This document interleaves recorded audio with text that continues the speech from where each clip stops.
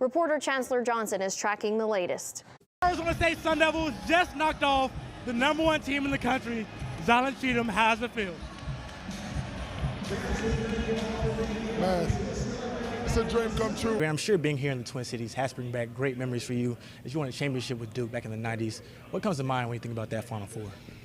Wow, a lot of great memories. A couple nights ago, you guys fell to Washington State in a difficult loss. Tonight, you guys knocked off the #1 team in the Pac-12. How big was this win?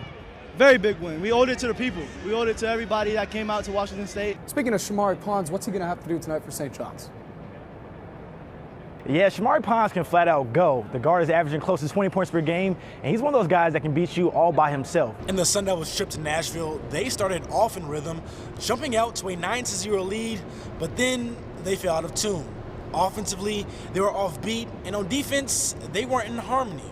And when the ensemble stopped, ASU fell in Music City. Here, you threw out the first pitch at the Arizona Diamondbacks game, and you seemed pretty excited. Can you take me through that pitch there? Well, I had a plan A and a plan B. Plan A was to throw it as hard as I could, and plan B was to be a little more conservative. Now, if this coaching thing doesn't work out, I think you have a bright future as a pitcher. Doubt that. And then on the next play, you have the one-legged fadeaway, and of course, we already talked about the pull-up three-point jumper. What else do you have left in your bag of tricks, man? Man, it's really a lot left. ASU has never won a Pac-12 regular season or tournament championship. Why is this year the year? The big game is tomorrow, the Michigan Wolverines versus the Villanova Wildcats. Who do you see taking it home? Well, Villanova looked so impressive yesterday. If you guys win, what would Charlottesville look like back home? Nothing like Lubbock, Texas. We're going to show some class tonight, baby. He's just a ball of energy. I just think he'll make these big signature plays like he did with the dunk against Oregon. Yes. And that's unique. He's like a unicorn. Sideline Cheatham's journey to Arizona State is as remarkable as his skill set. Born in South Phoenix, just a short ride from Wells Fargo Arena, Cheatham saw it all. Gang violence, fights, shootouts, just losing friends, losing family members. All that type of stuff. But on the positive note, that's where I learned how to compete. That's where I get my edge from. Without basketball, I don't know where I would be. Basketball has helped him tremendously. It gave him an outing, something to do besides hanging out in the streets. I think Sideline Cheatham had an advantage because there was no doubt he knew exactly what he wanted to do, and that was to play ball. That was just kind of my therapy. That was my release. Nothing else mattered when I was there.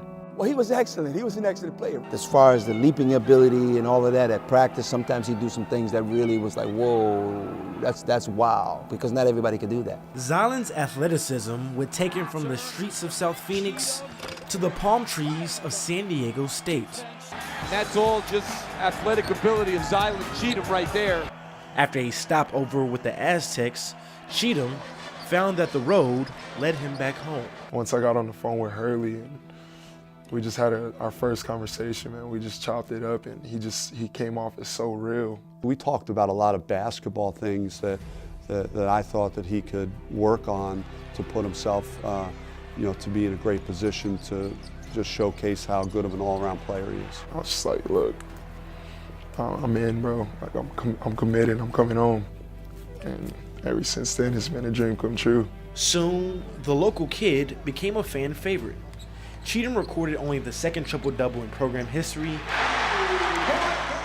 and he played a key part in taking down the #1 team in the nation. But it didn't take long for Cheatham's dream to turn into a nightmare. So we're going to start with breaking news. This out of Tempe tonight. Police searching for the gunman in a deadly shooting.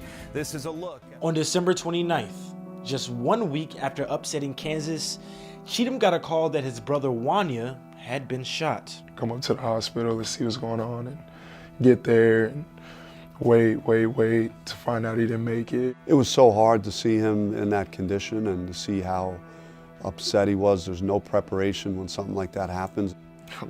It didn't even seem real.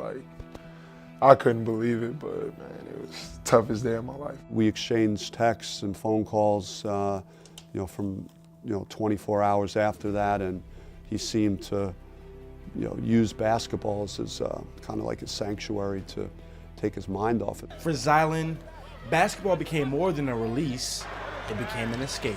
He's probably using this as additional motivation to, to honor his brother's memory in some way by how he performs. I just know, like, I got more to play for now. If we were to do something special, make a real tournament run, or do something that's never been done here, I think that would be a testament to my legacy, to my city. I think it would be that much more special.